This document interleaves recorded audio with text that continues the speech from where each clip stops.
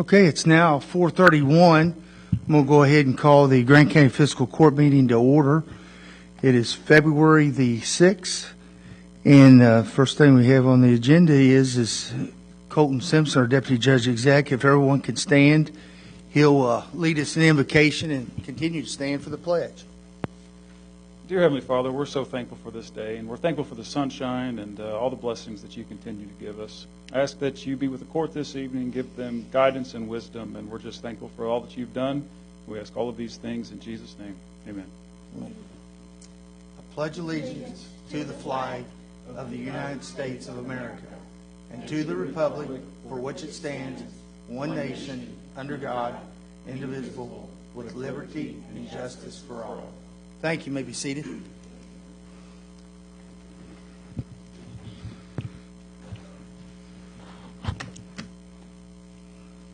Jen, if I can have you call roll.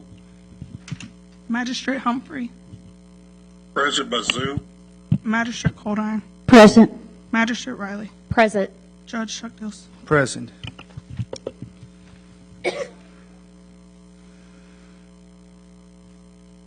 Moving down to item 5, approval of the regular meeting minutes of January 16, 2024, and the special meeting minutes of January 22nd, 2024. Having reviewed the regular meeting session of Tuesday, January 16th, and the special session of January 22, 2024, I make a motion that we approve as presented. I will second. I have a motion made by Magistrate Courthouse, and second by Magistrate Riley. All in favor by saying aye or a show of hands. Aye. Aye. Appears all in favor, motion carries. Moving down to item 6A, the fiscal matters. Approval of claims on the general fund, the road fund, and jail fund, along with all transfers presented, dated February 6, 2024.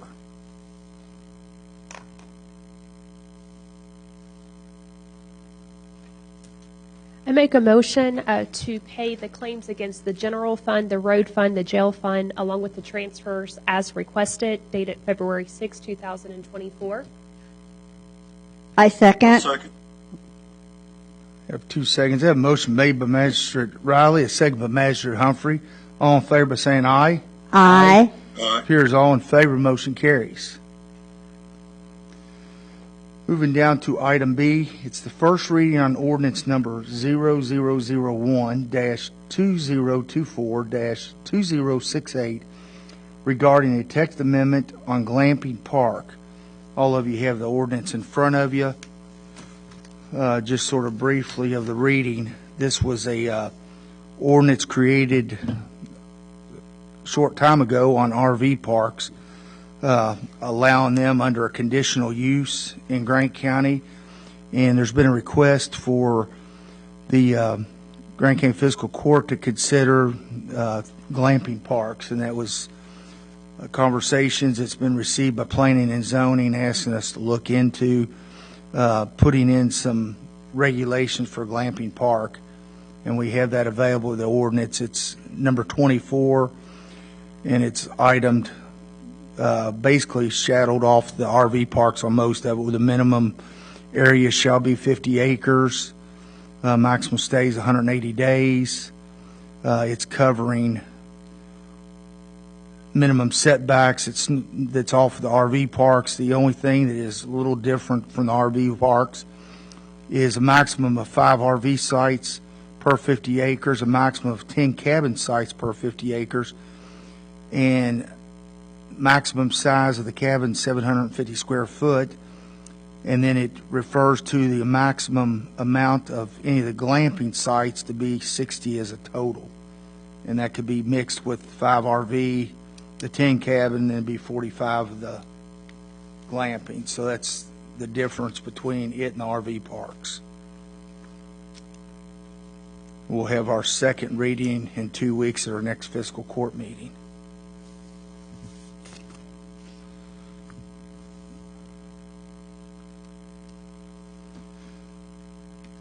Moving down to first reading of ordinance number 0002-2024-0269, It's regarding an amendment to fiscal year 2023-2024 budget.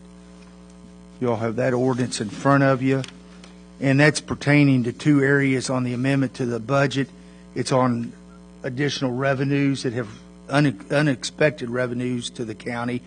It's transferring the ARPA funds over to the general fund, and it's also on the roof project that AOC will be reimbursing us on at the Judicial Center. They'll replace all the flat roofs. The maximum cost of it was $202,000. I think the bid came in at somewhere around $180,000. And AOC's agreed to front us the money instead of us utilizing the county money. That when I receive an invoice, I was able to receive an MOU from AOC that will allow the money to, as soon as we send them an invoice, they'll forward that money straight to us so that we're not out any money. Plus, obviously, that roof project came up as an emergency, and it was after our fiscal year had started, so we weren't able to put it in the budget. Judge, would you clarify what roof you're talking about, just so that the community knows, we know, but the difference of AOC versus this prior court? Yes, this is the Grand Canyon Judicial Center that's right down the street. Down the way. Yeah. Thank you. So any of the costs, for anybody that don't know, any of the cost that we incur with that building is reimbursed by administrative offices of the courts. So we just oversee the property, and they reimburse us of any repairs. As you know, when we approve our budget, most of the items are approved during the fiscal year, but when emergency comes up for repairs that we're not anticipating, then this is when we have to amend the budget for that revenue to come in and for our county treasurer, Peggy Updike, to pay the bills. So the way this works with this, once we do the first reading on this, Peggy will now send that to AOC. We'll get this advertised in the paper, that there'll be a second reading date, and once we have the second reading, but we're going to have to wait for Department of Local Government to approve the amendment to the budget, which shouldn't be a problem because it's pretty cut and dry. Okay, so then that'd be on our meeting to approve. Well, it may or may not be in 2 weeks. Pending their turnaround. A little bit because of the advertisements required. This is the only time we have to advertise between readings because it's a budget amendment, and then of getting it in the paper. But the problem is getting it in the paper, we got to get it back from AOC first. Okay. Before we can even advertise. Got it. So it's likely, because the season's getting close, that we may have to have a special meeting for the second reading to go ahead and get this wrapped up. So they'll be starting on the roof maybe mid-March or so.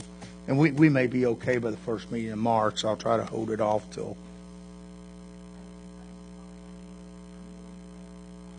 Okay. Great. Maybe you can get Robert Brown to go ahead and sign off on it while you're in Frankfurt. Okay. Also, moving down to item D, we have approval of the payments for House Bill 810 training incentive for Tabitha Clemens, Shauna Codarn, myself, Chuck Dills, Roger Humphrey, Jacqueline Riley, Troy Hagedorn, and Brian Maines. And as you know, this is a statutory requirement that we have to pre-approve by the court, even though it's a statutory requirement that all the officials, once they receive their 40 hours training, is to receive the House Bill 810 funds. So I will need a motion on that. I make a motion to approve the payment pertaining to House Bill 810 on training incentive for Tabitha Clemens, Shauna Coulter, and myself, Chuck Dills, Roger Humphrey, Jacqueline Riley, Troy Hagedorn, and Brian Maines. Second. Go ahead, Raj. I have a motion made by Master Codarn, second by Master Humphrey. All in favor by saying aye. Aye. Appears all in favor, motion carries. Honestly, didn't think that one was getting denied. Moving down to old business. We have nothing to report on. We don't have any new business to report on. So our next thing is an important thing to report on is the Family Resource and Youth Services Coordinators Appreciation Week proclamation. And Deputy Judge Colton Simpson and myself went to Williamstown this morning, presented the proclamation to the Family Resource Center there. And then tomorrow morning at 8, Magistrate Riley and myself and Deputy Judge Simpson will be going to Grant County schools to meet with the Family Resource Center throughout Grant County school system, along with the Williamstown coordinator, to meet with them to present them the proclamation. Let me get down to it, and I'll read this proclamation. Yes, if you've got it out there in front of you, if you don't mind. Look at this initiative. Thank you. Yes. Whereas Family Resource Youth Centers, Service Centers remove the non-academic barriers to student achievement, bridge the gaps to needed resources, and collaborate with resources of schools and communities for the success of students, families, and communities. Whereas our community of Grant County is serviced by 7 Family Resource and Youth Service Centers in the Grant County and Williamstown school system that have assisted our students with school and community resources to bridge gaps and remove non-cognitive barriers to learn. Whereas a Family Resource and Youth Centers, Service Centers develop a system of supports in their local communities and provide opportunities for children, families, and the community that allow all students to learn and the community to thrive. Whereas Family Resource and Youth Services Coordinators Appreciation Week, celebrated from February the 5th through February the 9th of 2024, recognizes, raises awareness of, and celebrates more than 887 Family Resource and Youth Services Centers and the coordinators across the Commonwealth and the critical role they address in the success of students, families, and school. Now, therefore, I, Chuck Dills, Grant County Judge Executive of the Grant County of Kentucky, do hereby proclaim the week of February the 5th through February the 9th, 2024 as Family Resource and Youth Services Coordinators Appreciation Week in Grant County, Kentucky, to honor the Family Resource and Youth Services coordinators tirelessly working to serve our students, families, and communities with the motto of whatever it takes. In witness hereof, I have hereunto set my hand and caused this seal to be affixed. Chuck Dills, Judge Executive. Thank you, Stephen, for reading that proclamation. And I can't say enough about our Family Resource Centers in the county. And if anyone's not familiar with them, they play an important part, and I got to be a part of it for years with Shop with a Cop. That organization is selecting the children that is the most needed children in our county to take with Shop with a Cop. That's one of hundreds of things they do. And I know today, and Colton was with me when, and people don't think of this, that, you know, last 2 days, Thursday and Friday, Williamstown had to cancel school because of children sick. And they're worried about, you know, some of these children may not have lunches on Thursday and Friday because of the school system. And that's, you know, they will get lunches out to people and to these kids that may not be as fortunate as our children sometimes. So they play a great role, and I know each one of us has been touched by them. So it's an honor to present those proclamations to the Family Resource Centers of our county. Moving down to item 9 is reports. You all have in front of you the Treasurer's Report, Animal Shelters Report, Road Supervisor's Report. Road Supervisor, I spoke to him today, Steve Tatum. They're out patching potholes as the state and everyone else is from what ice and snow, and we've been fortunate, and hopefully we're going to go into spring and no more, but trying to get the roads where people are not getting flat tires. So Building Inspector's Report, and the building inspector's with us. Anything you all have for him? Questions? Our secretary's on flu. I couldn't figure out how That's fine. Thank you. You have the coroner's report, jailers, and I don't know, the sheriff actually was going to be here He may have got tied up on something. I was with him earlier today. Judge's report.